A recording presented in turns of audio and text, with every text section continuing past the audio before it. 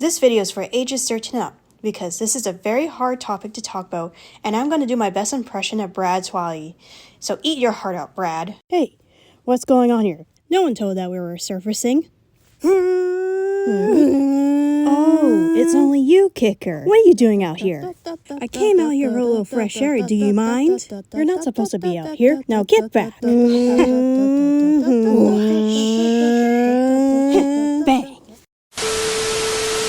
Hello, this is Nichelle again with another video on our wonderful journey into the jungle.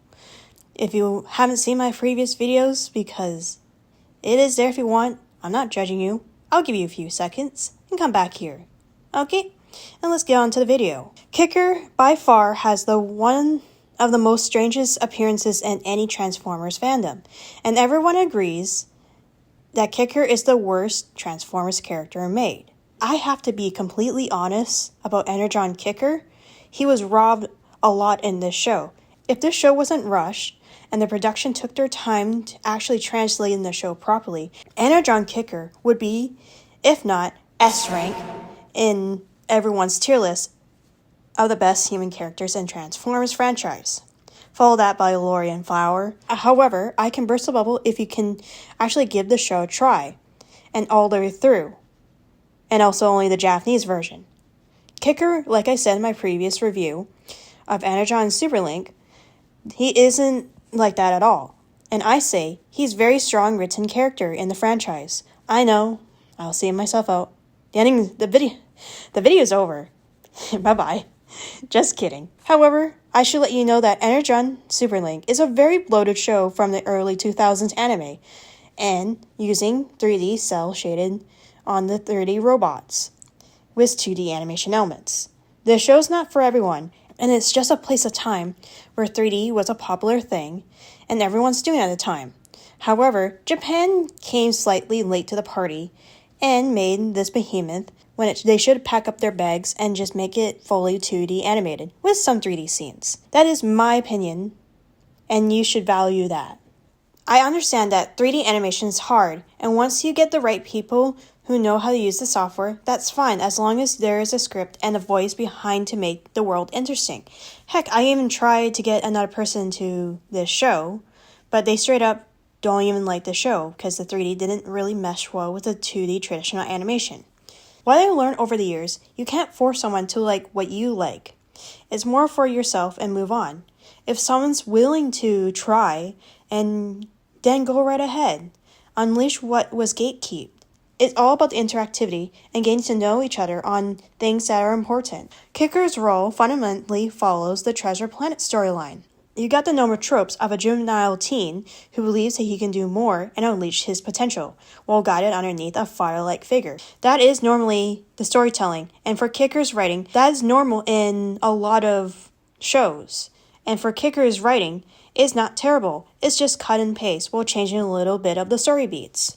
It's just translating it to English was so rough and skewed that there are times in Energon he seems so bratty and rude, often lashing out on people for no apparent reason on the people he loves, especially at Misha, which that turns away a lot of people from the show because of how the characters are written up, so inconsiderate for the things like Optimus and his fellow Autobots to help Kicker. Compared to the Japanese Superlink show, they really nailed his character of a punk teenager who decides to want to save Earth and the people he loves. He doesn't want external things to save his home. He wants to do it himself, and his irrational behavior hurts the people he loves. He must grow up and understand that there are people out there who are not like him. He is still a kid, and all the stuff he has been through in the show. Kicker can still learn, and not all the time comes in a shiny platter. He must understand how teamwork and work with the Autobots might give him the chance on saving his home. It is the love or the last part of humanity spreading around the cosmos that gives the Autobots the opportunity to understand and endure towards the end, no matter what happens. That is something Convoy dearly holds in his heart, and he doesn't want to let go of that part of himself. It is his humanity and his love for others. Kicker's that reason Convoy clings onto, as he isn't human. But he tries his best to keep himself grounded whenever darkness fills back into his heart. That's right. This sounds more interesting than we got in Energon. I already pointed out what happened in Energon, but we don't have to hate on the person who voiced him, the English dub, Brad Swaggy. Probably you heard him in some roles, but the most iconic role for me is Light Yagami from Death Note. In my opinion, Brad really tried his voice acting with Kicker. Kicker's story was rushed, while dishing out a hollow version of what he's supposed to be. To be honest, it would be fine if Brad came back just to put a clip out there redoing some of the voice lines for fun. That would be fun to listen to. Also, if you're watching and you somehow find this video on your own, or someone sent it to you, I'm too much of a chicken to reach you out by an email or something. Like I said, it isn't your fault, and the fans dunking on you, especially at the time where the Transformers fans were disappointed in the 20-year anniversary. Projecting your own voice is hard, and a lot of people don't get that you're doing the best you could. All the cast were doing their best for Energon. It's tough to not have that direction or someone to call you back if the recording is alright. As a late game fan myself, I think you have done so much justice to Kicker's character, especially at the end of Energon. I hope you know that. Thank you. Alright, let's get back on the show. Like I said, this series is really talking about Convoy and the full Unicron trilogy. It is nice to talk about something small towards something bigger picture. That is Kicker's relationship towards Convoy. He's a lot more tender in the show, a lot more people to give him credit for, compared to the last season where he's obliged to take care of the humans and is grateful to keep himself going through the darkness. Kicker's the opposite. He smacked himself right in front of the center in a lot of fights. Convoy worries, and he makes sure he's okay. Even if their first interactions, Kicker sort of was afraid of the Autobots and Convoy, as they just tower over the boy like giants or ethereal beings. By the time Kicker grows up to be in his teens, Convoy became his father figure whenever Kicker's father isn't around. Kicker becomes more reliant on people to help on his journey to discover his true potential. At the end of the show, Kicker finally accepted the things Convoy and his father did for him. He forgives himself for being mad at them for the entire show. We, as the audience, know Kicker had a mental trauma, and he remembers things differently. Convoy has already forgiven him for his actions a long time ago. It is different perspectives could change a person's brain and how they shape themselves. This is important to Convoy and his story. Kicker is very young and impressionable. He has time to develop and change, yet he's already established his own system and what he believes is right. Yet, Convoy's feelings on the world has already been set in stone for him. He truly believes he could learn all from others to be the leader everyone desires him to be. He is on that pedestal for a reason. The problem is, no one gets to know how he truly feels every moment. As we have set expectations within his team, and the people aren't able to defend themselves, he sacrificed his own individuality for a cause that probably won't come true. Convoy does what it takes who believe in him to make their hopes for a peaceful future. This sends a lot of ripple effects to the characters who constantly stay on his side, like Skyfire, which we'll probably talk about that in part 3. In the timeline of this season is 10 years after Micron Legend. We are looking at a Convoy who is much older now and often acts like a father figure. Then add to the finale of the previous season of his character and unable to change his mind, what I call a broken system of what he believes is right. He got called out by Doubleface, and Convoy has to rethink on what he has to say towards everyone else, or perhaps choosing his words correctly, which is the opposite of what Convoy wants, as if he stops his foundation that he desperately keeps the status quo is one of the reasons why Decepticon exists. He was losing faith in what he was doing right, and most of the time he has to pay the price for his mistakes. It is Kicker's importance why Convoy was able to change and relearn and rebuild his justice, while Kickers are able to mature into someone who everyone respects. The two really bounce off each other in the same way. Convoy has to understand that his version of justice is old and skewed. He needs someone to reestablish the new beliefs and the love for each other. That is what Convoy missed out when he focused on a world of peace. His humanity wasn't ground enough to show love. Without that kind of foundation placed in, the justice or the dream Convoy has implemented is hollow.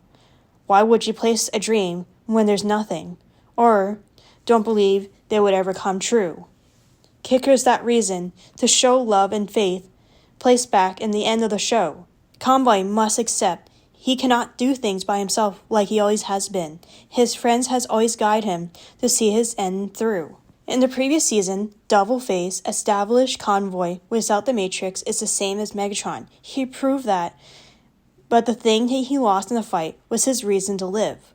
What is the point of Convoy living on only to be meddled by external forces, controlling his fate? Imagine knowing that and hearing that through a decade where it eats away at you. Convoy knew from the beginning he never had free will, and when it's straight up in his face, it doesn't go away. It is a spiral Convoy constantly has to go through, the feeling that you're not special even if you tried. He just sees himself as a useful individual, and I don't think the show ever glances on that fact. Then, eventually, his own confidence in things that he loves because he could not protect them. He doesn't want his friends to die because of his cause. He believes his friends die in a false lie. They could, one day, live in a peaceful world rid of Unicron's influence. He believes that his friends will die and it will be on his own hands. That fact weighed him down since the previous season. You can say he has gotten weaker since Armada. I'm not sure if this was intentional or not, but with these extra add-ons and character links, it just comes to the question in the show that he's not using his own strength to fight instead of having extra edge in battle. I know that linking's for the toys and the marketing of the power of the friendship and stuff like that. You have to stop and think how many times in his base form robot only to be wrecked seconds later. He either that fears his own strength or he doesn't have enough to protect. One or the other, I'm not so sure. Humanity is what a lot of characters fear of having. Convoy from Superlink is one of the big examples. When he learns darkness or the weight of his shoulders, everyone is counting on Convoy to do the right thing. But Convoy doesn't know what he wants. His justice is fractured, and throughout the show, it's just oozing out and slowly until his burdens fully collapse. This happens so many times in the show, and Galvatron really takes a full advantage of that weakness. Kicker by far is the only one who keeps Convoy's life in check. His own stubbornness is what kept Convoy not losing himself in a lot of episodes and have a lot of tough calls. It's important that Convoy really cares about Kicker. At first thought, Convoy is just looking out for him because Prime is given the ability to sense Energon, but also his own father. Remember, in Kicker's eyes, Convoy is just doing this not for love, but as a favor. It's revealed that Convoy cares about his own safety and well-being. Kicker slowly softens his personality and really enjoys the company because Kicker has been through a lot since the Autobots' shoehorn in his life. He never had a chance or the opportunity to do things for himself. That sort of explains the plot hole of Kicker being mad at the Autobots after episode 15 and never got resolved. Honestly, it takes like 20 episodes, but if I can do it, then you can do it too. Remember, Kicker has been through a lot of trauma when you think on his whole story and acts the way he does. Primus gave him the ability to sense Energon. He thought that Autobots would look like monsters. Lastly, the amount of times his own father used him for a large amount of the time in the show, being alone in space, alone in darkness while strapped with a harness, etc., etc. Kicker was robbed of having a normal life or a childhood. He never got a chance to grow up like normal people should. Similar to Convoy, we do know, in a lot of lore of his character, he stepped to become the leader when no one else was willing to. Convoy sacrificed his chance to have individuality or having a life he always desires to have. He's focused on giving freedom and justice. That is why Convoy feels lost in Energon, and the walls around him get thicker and thicker. He stopped paying attention to his own needs and eventually stopped seeing the reason why he became the leader in the first place. Like it or hate it, Kicker is the only person who pulls Convoy out of his moments of weakness. While Kicker needs Convoy for his fatherly bond and safety net he provides, he feels safe whenever Convoy is around him, and he finds comfort whenever Convoy is listening to him. That is a fair way to think on Convoy's character. He needs the reason to keep fighting, and when Convoy can't find the reason, he could spiral in panic or something worse than that, a place where he can't get himself out. Luckily, writers are so brain dead that they never use this kind of storyline. It is a risky plot to exploit of the loneliness of Convoy's personality, but also shows a side that we've never seen before. That's saying a lot, because I read the Image comics, and I wish we got a more berserker moments from Convoy just losing it, or his mind broken down to the point that someone literally has to mind link him to make him come back. For that last part, that is a fan fiction episode. I want to see writers taking that risk, making Convoy break down so hard that he needs someone to guide him back. I do enjoy if writers give that risk and reward a character for the best ending possible. Convoy being told everything's going to be okay is a bit corny. It gives him the peace one day he'll be gone. That burden on his shoulder to protect the things he loves is worth all the effort. He needs someone to take the leadership role and let Optimus lean on someone else. Just let the old man rest for once, okay? Energon Superlink sadly doesn't give us the risk of storytelling, as it is a show about selling toys, and I can respect that. I honestly had fun with this show, despite not showing more haunting or extreme moments Convoy couldn't go through to make sure everyone's safe. The show is goofy enough anyways. If you are writing a serious moment and add a weight to a character, you have to make sure they hurt them good in order for people to care. There are a lot of times in Superlink just stings or backfires. The weight from the previous season and the time gap since My Current Legend is a great indication that the world and timeline is really cruel against Convoy. It falls on Convoy because he knows what death feels like. He knows his own hatred. He needs to know how to let go and move on. Like I said, I am skipping a lot of stuff in Energon Superlink. I am just talking about the bits that I found myself interested on this show and why I watch it for myself. My opinion does not have to change yours. You can do whatever you want. However, I'm just leaving a lot out so I'm not ruining your entertainment, as go into the show with low expectations and know a little bit of the Energon trilogy, and just only watch Superlink. Don't watch Energon if you don't have to. Just expect a whole feast just like My Current Legend has. Just expect fun, a great storyline that the previous season used weight to the show. Going back to Kicker and his trauma dumping with Convoy, by the end of the show, there is something bittersweet about their relationship. Yes, I said it's a typical father and son relationship, but no one realizes that the two are almost about the same character in their mutual respects for each other and their own strengths. I think Kicker's character is the only that comes close to what Convoy was when he's younger and took up a leadership role. I think that is a good representation on Convoy's character and what he stood for. Kicker is there to remind him, no matter his beliefs, it should not impact everyone else's dreams for a peaceful future. Convoy's justice was broken apart and his emotional wall was getting thicker. Kicker was there to break the status quo and help Convoy unleash his emotional baggage and move on in order for his dream to succeed. Convoy delayed his peace in order to assist others in their dreams. Convoy waited until another to assist him towards his dream. That person was Kicker. And they did it together. And the weight on Convoy finally dissolved. He's finally at rest. And that he can be emotionally vulnerable for the first time. He no longer fears to die, because everyone knows is counting on him to do the right thing and combine as one. They all fought really hard for a future that might not come true.